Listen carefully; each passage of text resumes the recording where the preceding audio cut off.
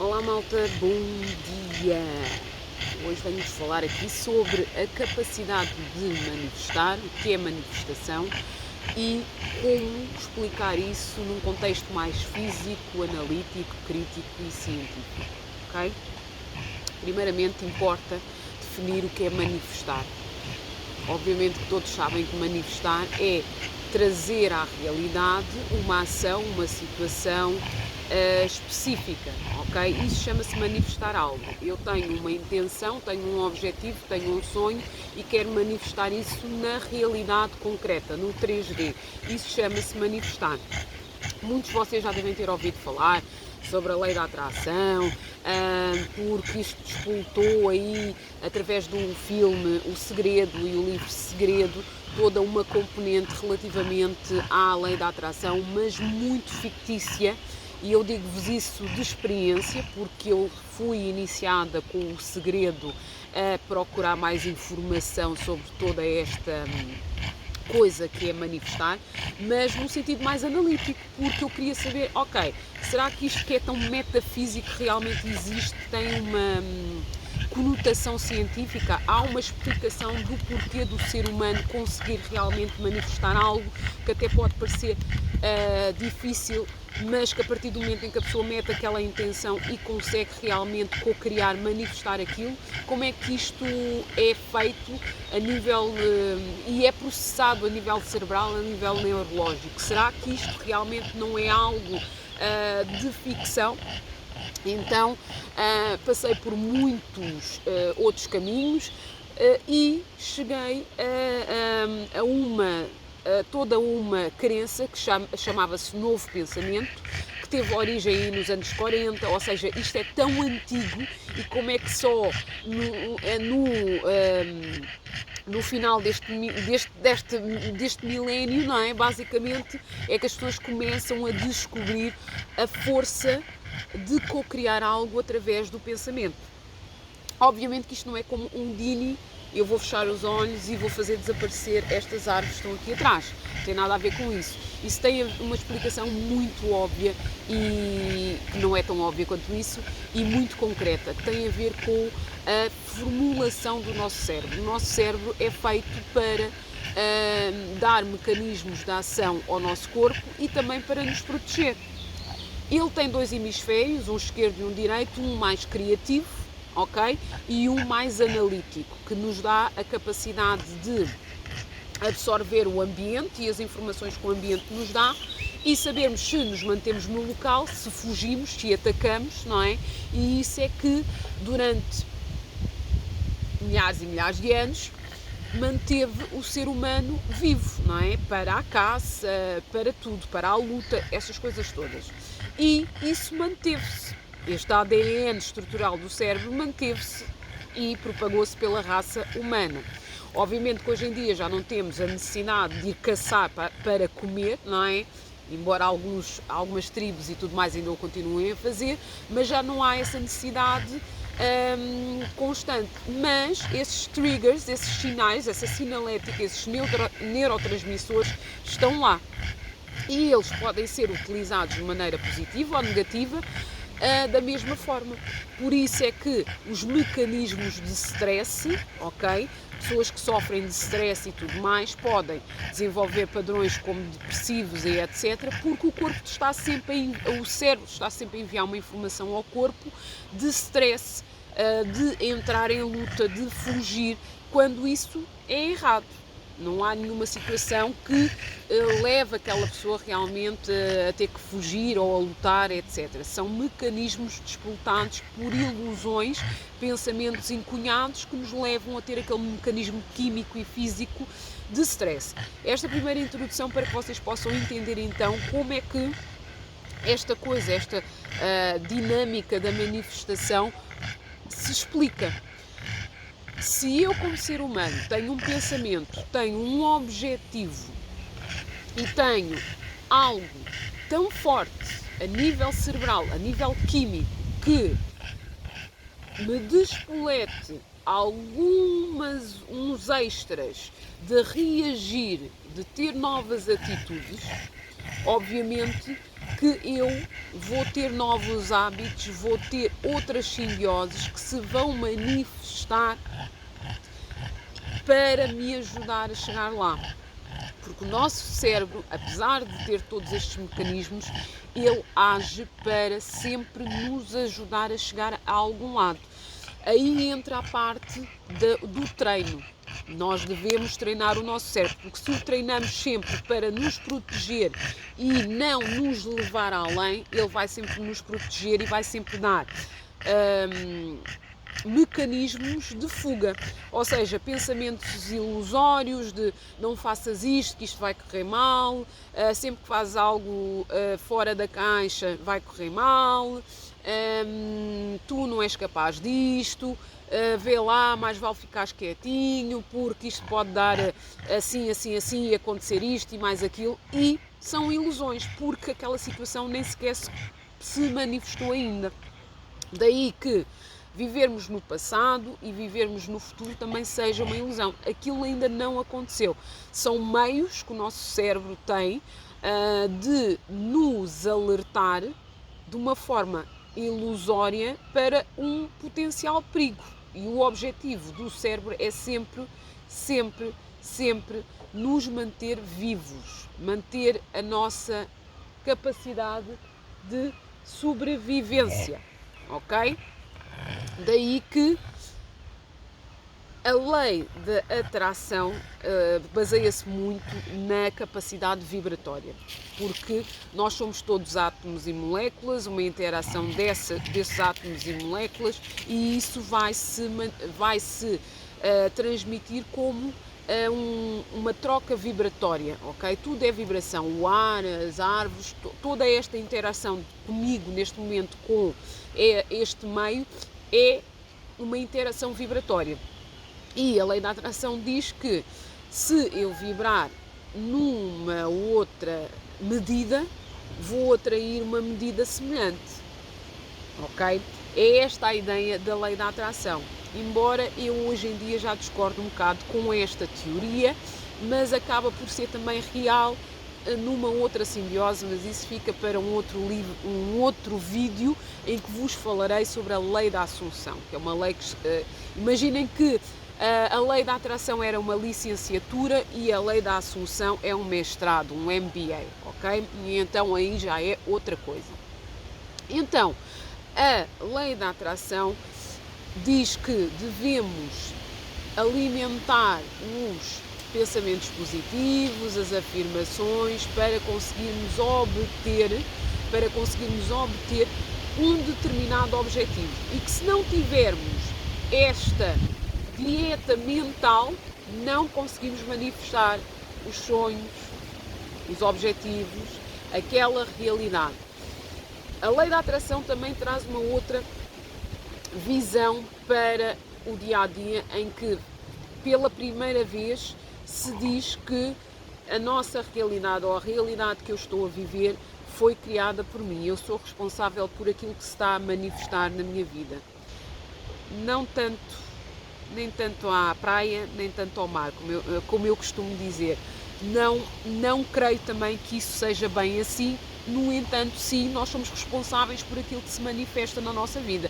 Obviamente não somos responsáveis se há uma guerra no outro lado do mundo, mas tem muito a ver com o espelhamento da sociedade e daquilo que é a sociedade, e por isso é que há guerras, não é? Então, nós acabamos sempre por ser responsáveis, sim, pela forma como a nossa vida vai. E como é que nós conseguimos ter a consciência e conseguimos transformar a nossa presença na manifestação? Tem muito a ver com algo que tem a ver com algo que eu chamo a dieta mental, ok? Como é que eu mudei a minha vida? Através da dieta mental. Tem a ver com o facto de aceitarmos que tudo começa com o pensamento, ok? Tanto atitudes como ações.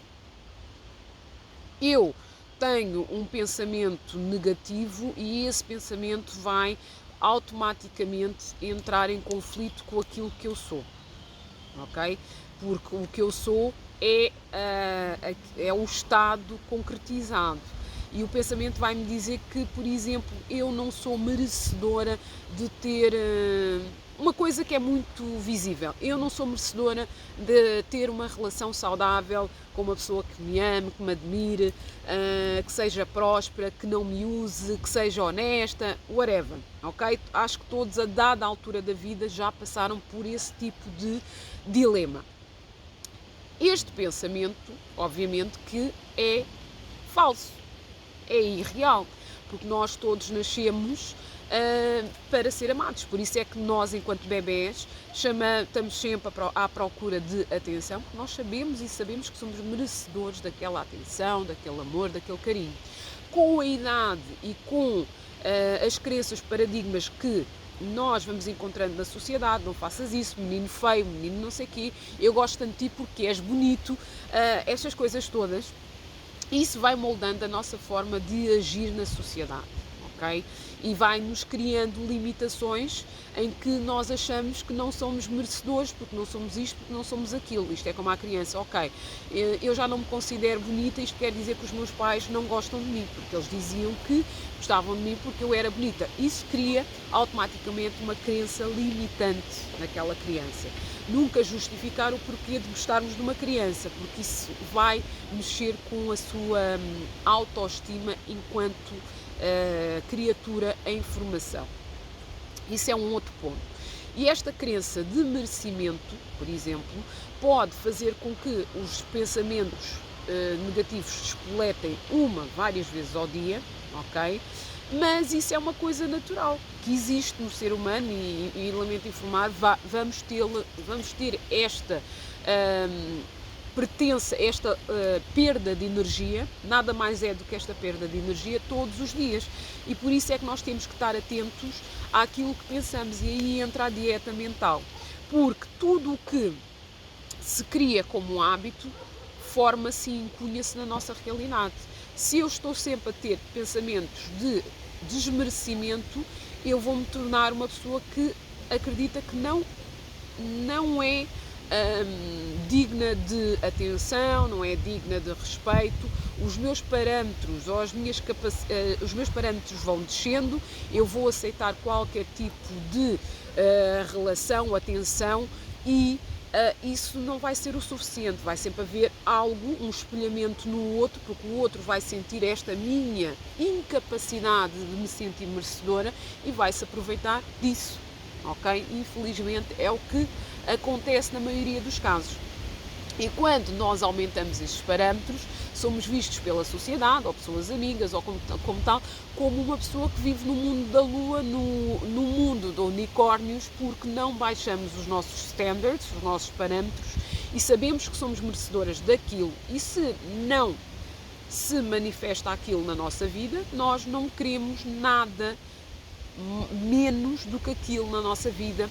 E como somos plenos na nossa solitude e no nosso ser, não vamos desviar nem 1 milímetro daquilo que é considerado os parâmetros mínimos para que tenhamos aquela relação, aquele entendimento no nosso dia-a-dia. Então, através da dieta mental, ok, que nada mais é do que suprimir aquela parte do intelecto que está constantemente, o superego, ok? Chama-se superego. Esta incapacidade que nós temos de controlar muitas vezes os pensamentos negativos está nesta parte, porque todos temos o ego, e o ego é crítico, é o que quer aparecer, é o que nos quer manter aceitáveis perante os outros para evitar a dor da rejeição, ok?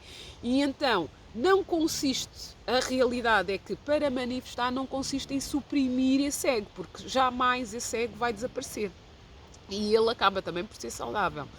Mas consiste em refrear, observar este ego e também orientá-lo de uma forma não completamente castrante, mas de dizer assim, isto não é real.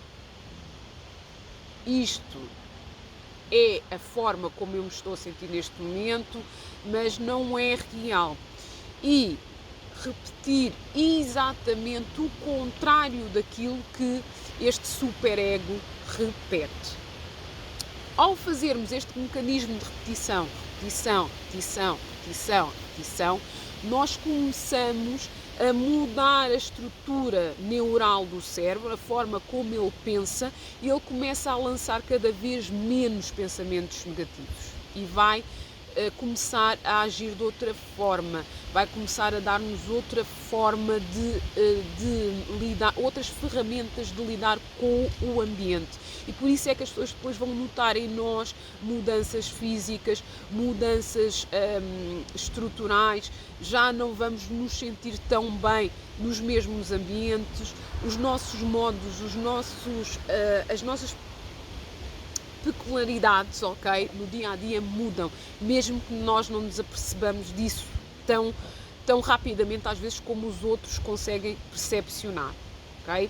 E isso vai fazer com que se aproximem situações de nós, pessoas de nós, com a mesma estrutura neural, com as mesmas crenças, com as mesmas habilidades, que nos permitem estar mais próximos da capacidade de manifestar algo que nós queremos, ok? E daí de se dizer que vibração atrai vibração. Nada mais é do que criarmos situações que atraiam situações semelhantes ou maiores ou menores. Porque se eu pensar sempre com o superego e estar-me sempre a debater com algo que é falso, eu nunca vou conseguir descortinar e ver realmente qual é a realidade, ok? E isso é manifestar, e isso é na realidade a verdadeira lei da atração e o segredo. E isto é uma explicação mais aproximada daquilo que é a formulação química neural, que nos leva a manifestar mais rapidamente. O jejum mental, esse hábito, porque se nós nos habituarmos e se fizermos um jejum mental, imaginem, de 21 dias, 30 dias, nós vamos notar que no fim desse término, desses dias, nós já não vamos pensar da mesma forma que pensávamos anteriormente. Já não vamos ter as mesmas reações que tínhamos anteriormente. E então isso vai mudar toda a parte comportamental da nossa realidade. E aí vai, perdão, e aí vai finalmente mudar a nossa realidade. Todos os vídeos têm que ter um lenço à porta. E é isto. A manifestação nada mais é do que todo um processo químico, físico e quântico, ok?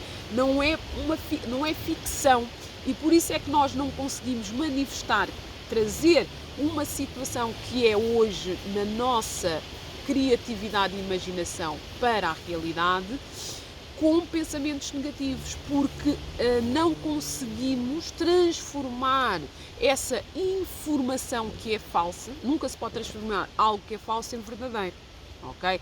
Temporariamente sim, mas a verdade sempre vem ao de cima, e por isso é que depois há toda esta frustração e esta sensação de vazio existencial, que tem a ver com o facto de nós, o nosso eu, saber que aquilo é falso. Então existe o vazio, porque temos que ter objetivos, temos que ter algo que nos mova a. Se não houver algo que nos mova a, não há manifestação realizada, não há cocriação. Então comecem pela vossa dieta mental, um dia de cada vez, observando os vossos pensamentos, não deixando que os vossos pensamentos divaguem, ok? O maior erro é nós termos o pensamento e nos deixarmos levar. Se nós sentirmos que estamos a ter um pensamento menos bom, cancelarmos e refriarmos, isso vai acontecer mais vezes, e vamos começar a ter uma dieta mental que nos vai trazer para mais perto daquilo que é o nosso objetivo final, ok? E fica aqui hoje uma pequena dica, uma pequena explicação daquilo que é a manifestação, a lei da atração em si, e também como conseguir começar a mudar e a refriar os nossos pensamentos negativos para co-criar na vida real.